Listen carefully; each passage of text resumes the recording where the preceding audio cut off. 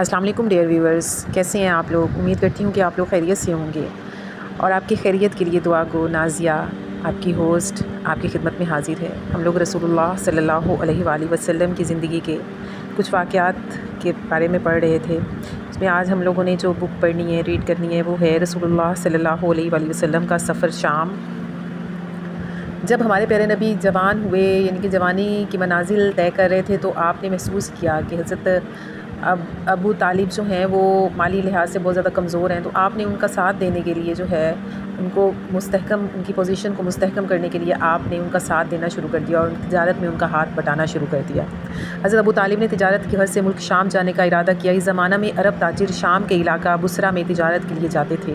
رسول اللہ صلی اللہ علیہ وآلہ وسلم اپنے چچا سے اس قدر مانوس تھے کہ دونوں ایک دوسرے کے بغیر نہ کھانا کھاتے نہ کہیں جاتے۔ یہ 583 عیسوی کا زمانہ ہے۔ رسول اللہ صلی اللہ علیہ وآلہ وسلم کی عمر اب 12 سال ہے۔ رسول اللہ صلی اللہ علیہ وآلہ وسلم پچھلے 4 سال سے اپنے چچا ابو طالب کے ساتھ رہ رہے ہیں۔ جناب ابو طالب نے اپنے بھتیجے کو ملک شام کے سفر کا بتایا تو رسول اللہ صلی اللہ علیہ وآلہ وسلم اپنے چچا کے گلے لگ کر ساتھ جانے کے لیے ضد کرنے لگے۔ جناب ابو طالب تو دل سے چاہتے تھے، لیکن رسول اللہ صلی اللہ علیہ وسلم کی چھوٹی عمر کی وجہ سے انہیں ساتھ نہیں لے جا رہے تھے۔ مشکل اور لمبا سفر، گھر سے دوری، دوسرا ملک، جناب ابو طالب کے ذہن میں بہت سی باتیں چل رہی تھیں۔ رسول اللہ صلی اللہ علیہ وآلہ وسلم کا شوق دیکھ کر چچا مان گئے ہیں۔ ان دنوں شام کوئی سلطنت نہیں بلکہ سلطنت روم کا ایک صوبہ تھی۔ اس دور کے شام میں آج کے ملک شام، اردن، فلسطین، اسرائیل اور لبنان شامل تھے۔ شام کے کچھ علاقے ایران کے ماتحت تھے۔ بصرہ رومی اور ہیرا کے علاقے ایرانی سلطنت کے زیر اثر تھے۔ سفر شروع ہوا۔ اس سفر میں رسول اللہ صلی اللہ علیہ وسلم کے چچا زبیر بن عبد المطلب بھی ساتھ تھے۔ اس قافلہ میں 22 افراد شامل تھے۔ رسول اللہ کے لیے یہ بہت کچھ نیا تھا۔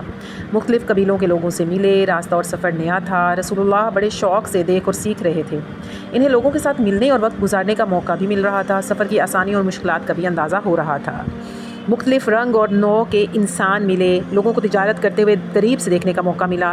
ایسی بہت سی چیزیں دیکھیں جو مکہ میں نہ تھیں۔ مختلف زبانیں بولنے اور مختلف انداز کا لباس پہنے بہت سے ملکوں اور علاقوں سے آئے ہوئے لوگوں سے ملاقاتیں ہوئیں۔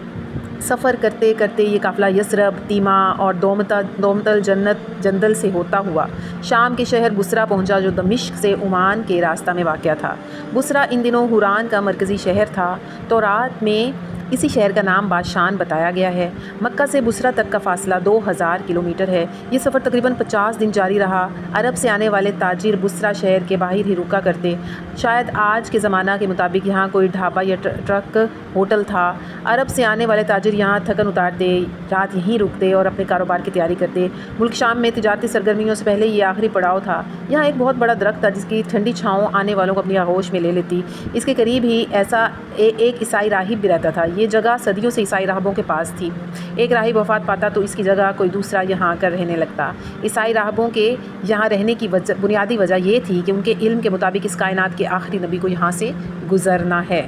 یہاں رہنے والا راہب آنے جانے والے قافلوں کو دیکھتا رہتا اور آخری نبی کا انتظار کرتا۔ اس زمانہ میں یہاں رہنے والے راہب کا نام جرجیس، لیکن وہ بحیرہ کے نام سے مشہور تھا۔ بحیرہ سریانی زبان کا لفظ ہے۔ بحیرہ کے معنی ہے بے حد دانشمند، علم والا۔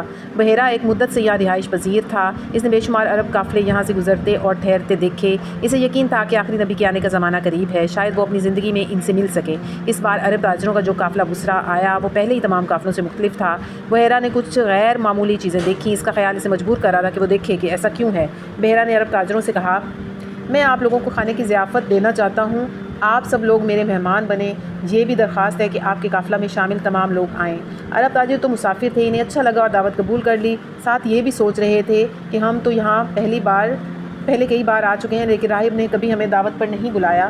بحیرہ اس سے پہلے کسی عرب تاجر سے بھی بات بھی نہیں کرتا تھا۔ عرب تاجر کھانا کھانے کے لیے بحیرہ راہب کے پاس آئے۔ بحیرہ نے سب لوگوں سے فرداً ملاقات کی، مگر بحیرہ کو جس کی تلاش تھی وہ اسے نظر نہ آیا۔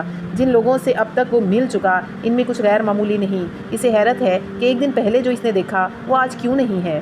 اسے یقین ہے کہ اس کی آنکھیں دھوکہ نہیں کھا رہی۔ اسے یہاں رہتے ہوئے ایک زمانہ گزر گیا ہے، اس نے کبھی ایسی غیر معمولی بات نہیں دیکھی جو کل اس عرب قافلے کے آتے ہوئے دیکھی۔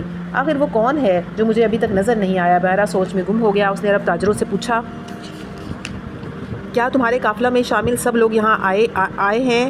عرب تاجر کہنے لگے، ایک بچہ بھی ہمارے ساتھ ہے جو یہاں نہیں آیا، ہم اسے اپنے سامان کے پاس چھوڑ آئے ہیں۔ بحیرہ نے خواہش ظاہر کی، اس بچے کو بھی میری دعوت میں لے آئیں، میں چاہتا ہوں کہ آپ کے قافلہ میں شامل سب لوگ میرے مہمان بنیں۔